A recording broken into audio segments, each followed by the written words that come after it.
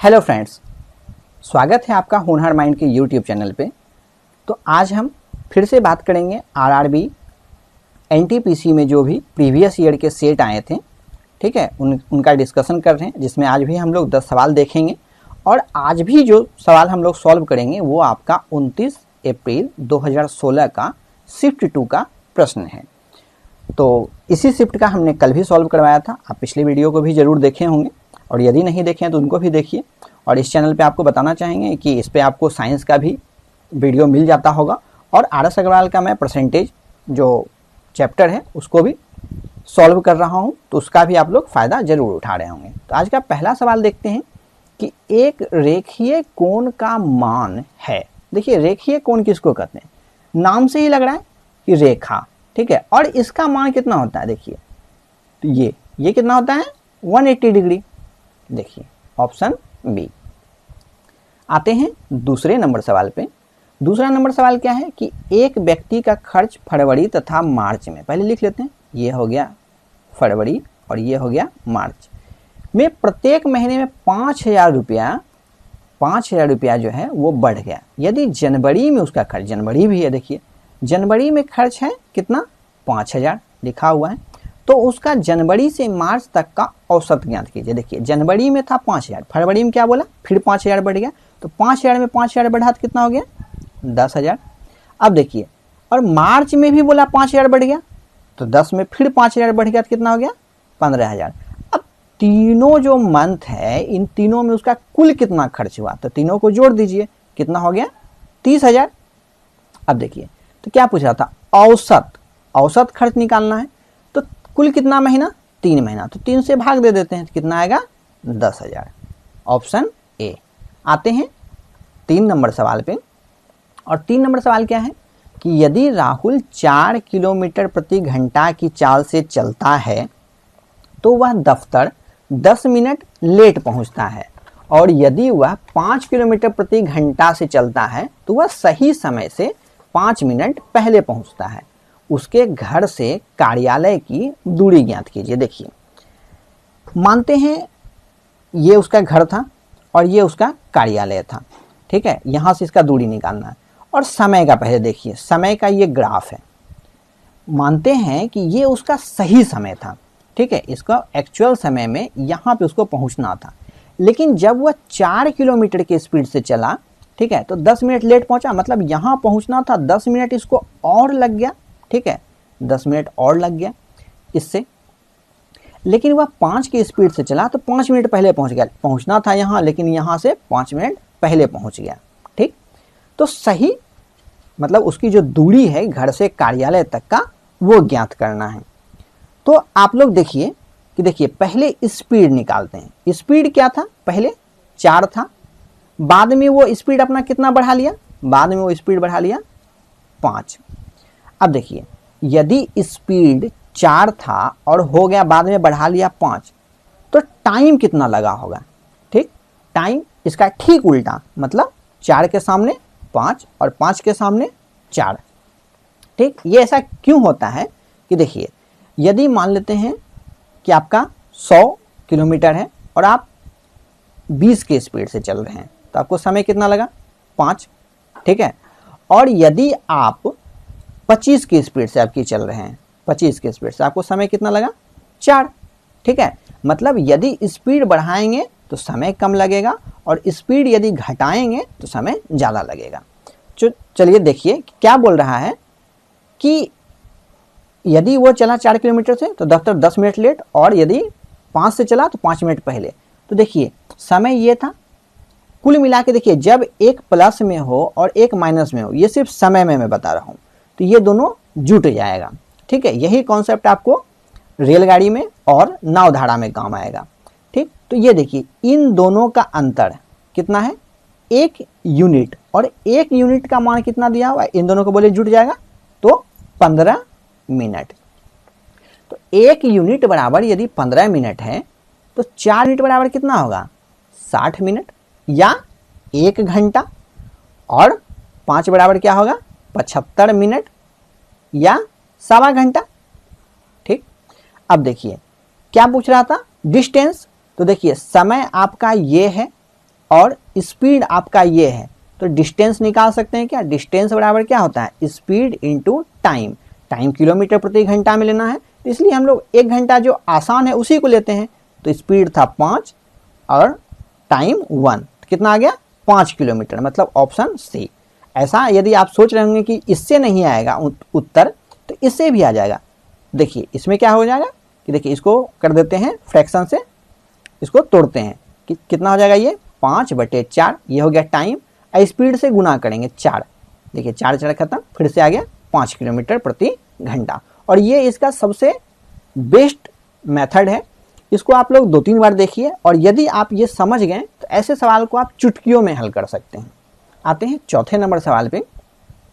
चौथा नंबर सवाल है कि गीतेश ने 6 वर्ष के लिए साधारण ब्याज 5% की दर पर कुछ ऋण लिया, और यदि अदा किया गया कुल ब्याज 615 रुपया था तो मूलधन ज्ञात कीजिए। देखिए 6 वर्ष के लिए वो कितना लिया है? 6 वर्ष के लिए 5% के ब्याज दर पे, ठीक, साधारण ब्याज दर पे, ठीक। तो 6 वर्ष और 5%, कुल कितना हो जाएगा ब्याज? 30%। चूंकि साधारण ब्याज है तो इसलिए सिर्फ समय और ब्याज का गुना हो जाता है, और यही 30% का मान कितना दिया हुआ है? 615 रुपया। तो मूल ये 30% किसका? मूलधन का, ठीक है। 30% किसका? क्योंकि देखिए SI बराबर फॉर्मूला क्या होता है? मूलधन गुना समय गुना दर बटे 100। तो देखिए ये मूलधन का 30%, टाइम और रेट रख दिए तो, ठीक। तो 30% बराबर आया 615, तो 100% बराबर क्या आ जाएगा? तो 615/30 गुना 100। तो इसको यदि आप लोग काटिएगा तो ये कितना आ जाएगा?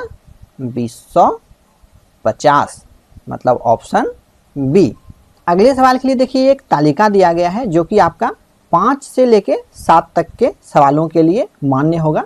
तो 5 नंबर सवाल पढ़ते हैं कि जेटा इंटरैक्टिव सर्विसेज का करों और ऋण पर ब्याज के कुल खर्च के सामने, ठीक है, पहले कर और ऋण पर ब्याज देख लेते हैं।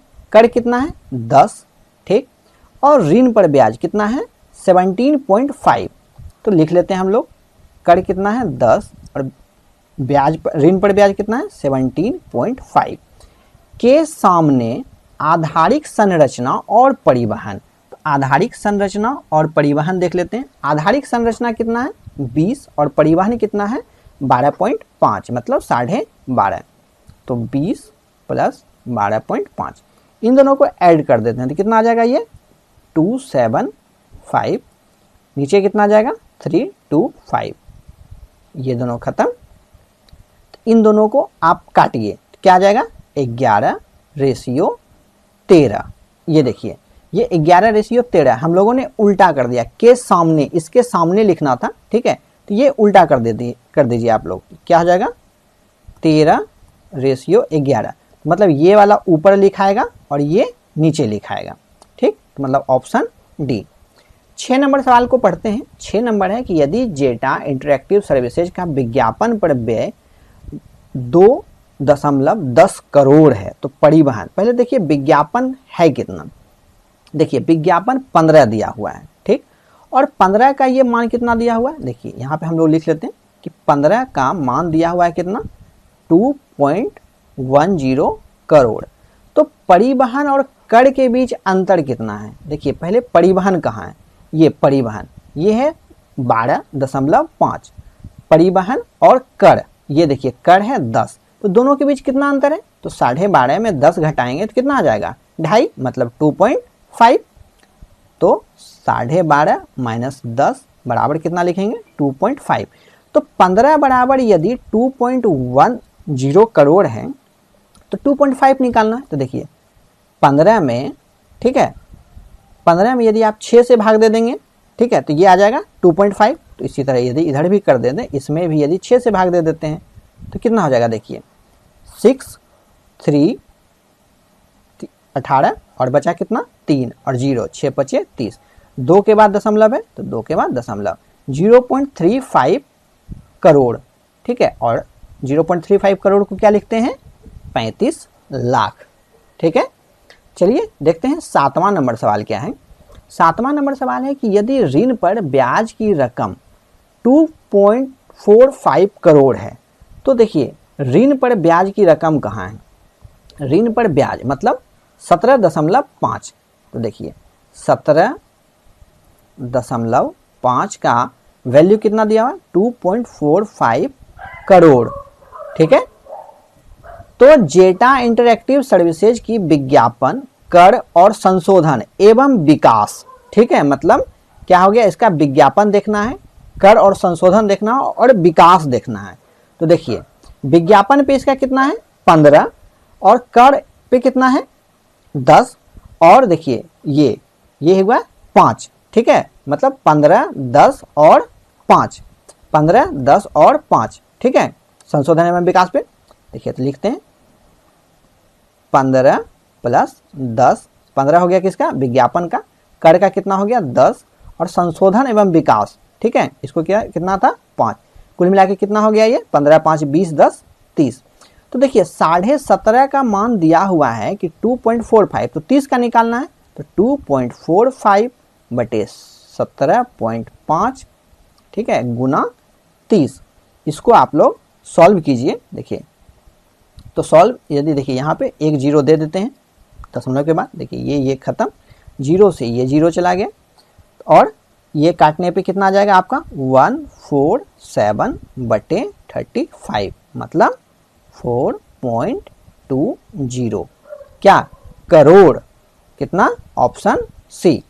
इन तीनों सवालों को आप लोग घर में फिर से प्रैक्टिस कीजिए। अगला सवाल देखते हैं, 8 नंबर सवाल है कि दो पाइप ए और बी एक टैंक को क्रमशः 12 तथा 16 मिनट में भर सकते हैं। दोनों पाइप एक साथ खोल दी जाती है, परंतु टैंक भरने से 4 मिनट पहले पाइप ए बंद कर दी जाती है। देखिए मान लेते हैं कि उसको कुछ समय लगा होगा, इतना समय लगा होगा और टैंक यहाँ फुल हो गया होगा, ठीक, लेकिन ये 4 मिनट पहले, ठीक है, यहाँ पे इसको यहाँ तक तो देखिए ए और बी दोनों मिलके भर रहा था, लेकिन ये इतना दूर जो है ये सिर्फ बी भरेगा। क्यों? क्योंकि यहाँ पे जो है ए को क्या कर दिए हैं, बंद कर दिए हैं। ठीक, ये सवाल में दिया हुआ है। तो देखते हैं, पहले सवाल को बनाते हैं कि ए है और बी है, ये 12 मिनट में फुल कर सकता है और ये 16 मिनट में। तो इन दोनों का देखिए क्या निकालते हैं, पहले कि टैंक की क्षमता निकाल लेंगे।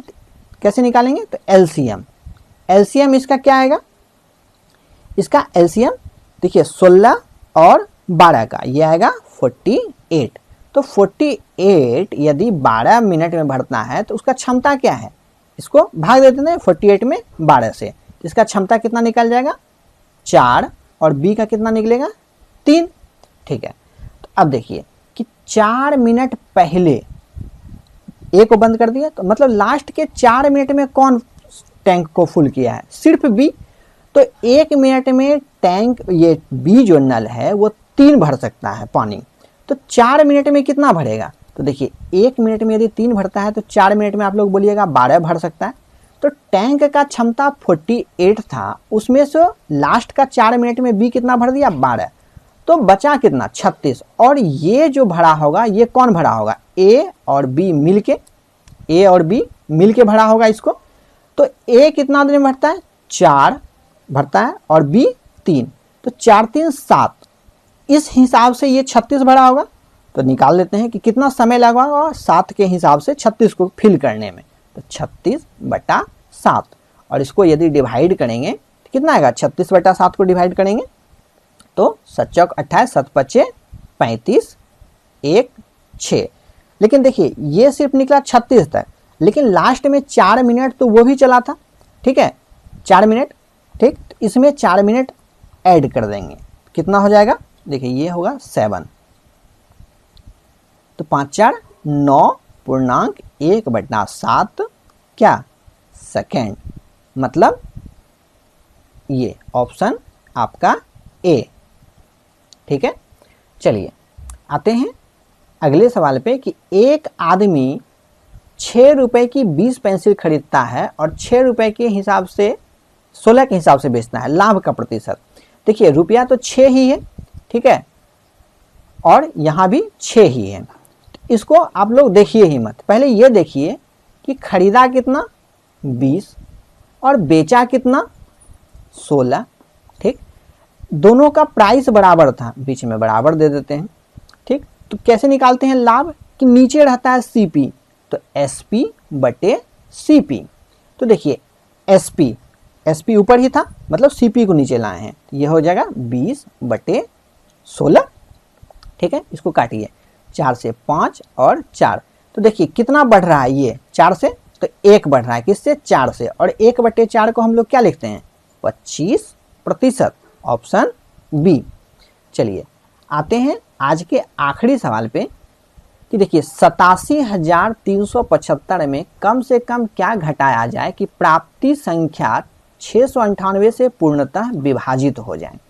तो ऐसे सवालों के लिए तो आपको भाग देना होगा, तो आप लोग 87,375 डिवाइडेड 698 कीजिएगा।